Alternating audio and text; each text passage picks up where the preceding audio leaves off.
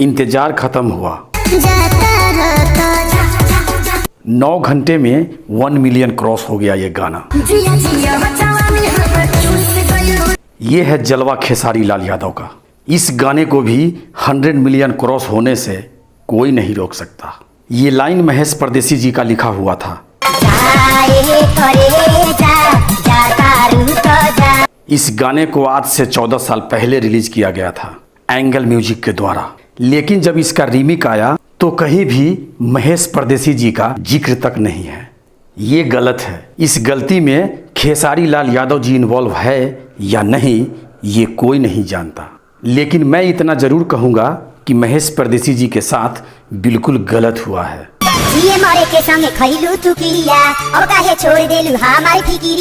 बाकी आप सब समझदार हैं। धन्यवाद।